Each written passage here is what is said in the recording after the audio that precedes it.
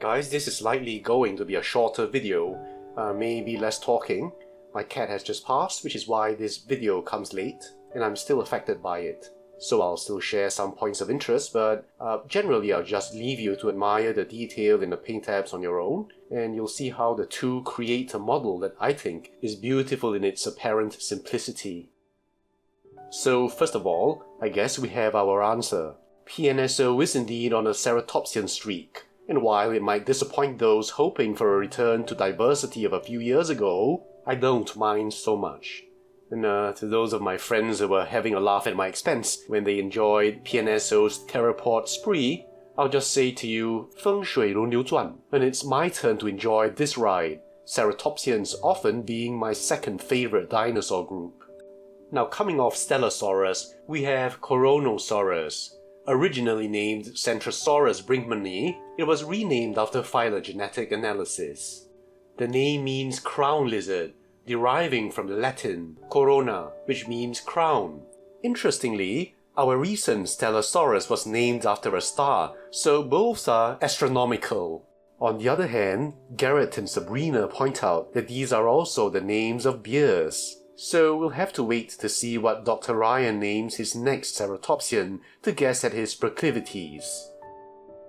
Coronosaurus has been estimated to be 5 meters or 16 feet long, so quite a bit smaller than the Loki ceratops. This model measures about 16 centimeters or 6.3 inches, and for 1 to 35 represents a 5.6 meter or 18.4 foot long animal.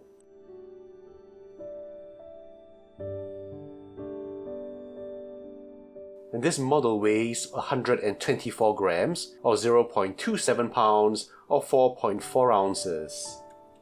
Now what hits me immediately is the color. It might look plain, even lacking frill patterns. Yet I love this muted green. In fact, my favorite green is the kind that Haolongku uses in their Edmontosaurus and Camarasaurus. But specific to PNSO, there's this old figure, their beautifully dark olive green Spinops. Both have very similar colors and even the same transverse stripes. I love the creamy blend of colors, and they evoke for me feelings of peace and calm, very fitting for my situation right now. I don't think I'm in the mood to look at a garish dinosaur at the moment. And you'll see later the subtlety of accent and pattern infusions into the general base colors. The posture is an active one, with a subtle dynamism, and just like with the Stellosaurus, almost all angles look good and natural.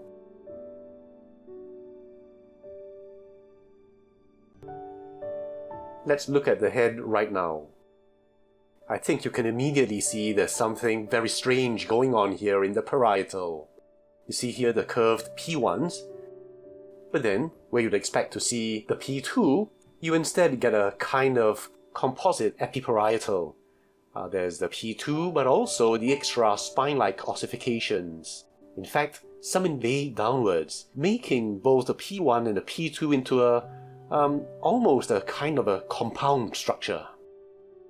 Now this makes up the crown part of the name. In life, with overlying keratin, some of these might have appeared combined. There are also some bead-like ossicles ringing the base. As you'd hope, these special features are given due paint application.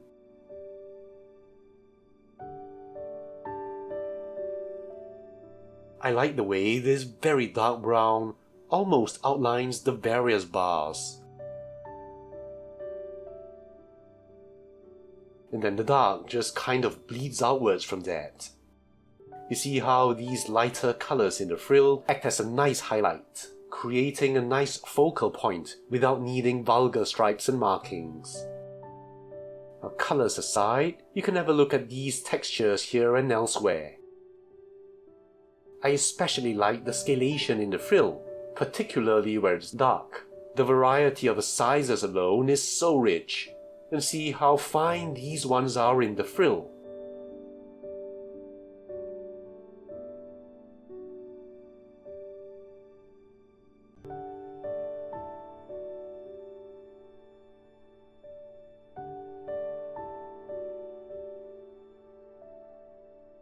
Just look at the maxilla, where you have not just different shapes and sizes, but degrees of relief as well.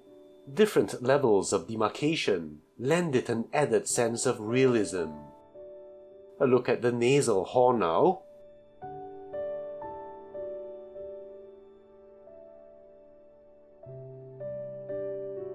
And then getting to the rostral and predentary area. I like the sharpness of that wicked-looking beak. And inside you can see even the teeth.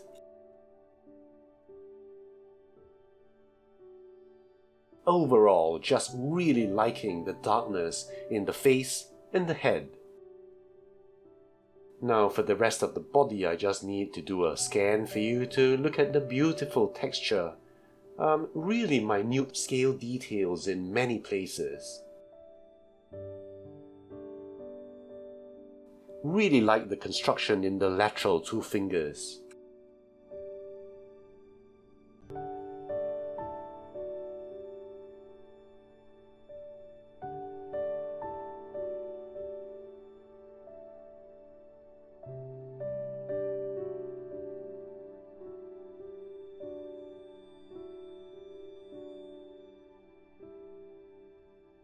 The torso itself, creamy blends of color, just really soothing and calming.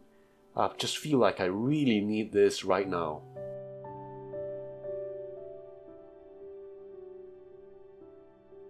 Now dorsally you see the transverse stripes, and they're integrated so beautifully. You can see how the tips segue into the torso here. The thighs,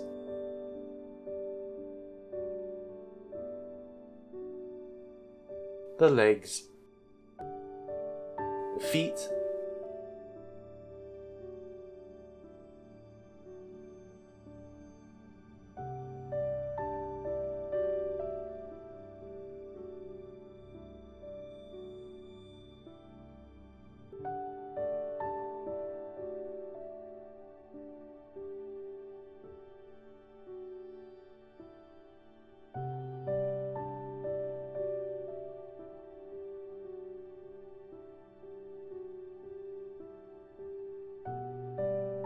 then down the tail.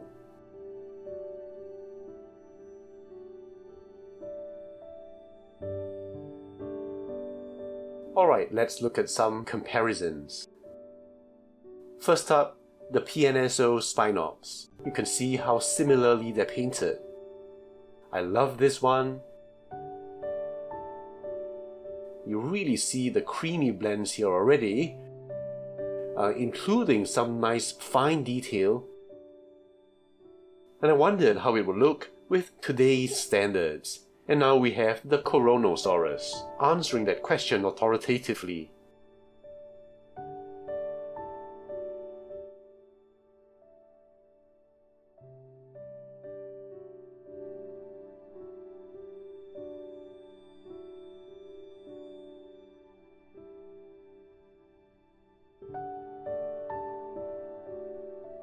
Then we bring in the PNSO Centrosaurus.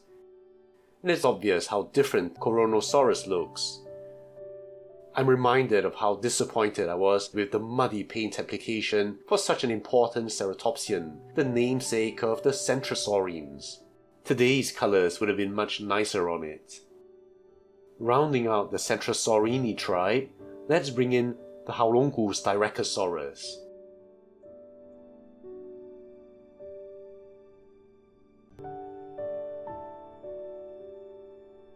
Continuing on the green vein, here's the interestingly patterned Haulongu Utaceratops.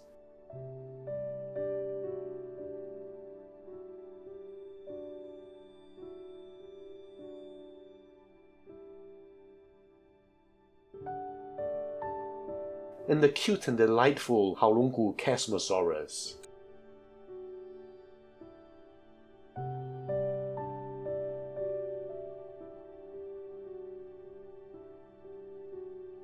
For a recent PNSO ceratopsian, we have the PNSO Lokiceratops.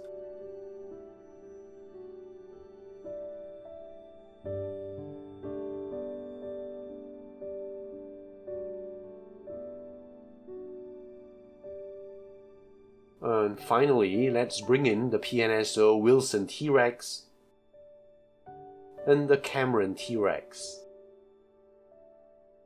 So that's it for the PNSO Coronosaurus. It's a really nice model of an unusual ceratopsian, and I'm happy that PNSO made it.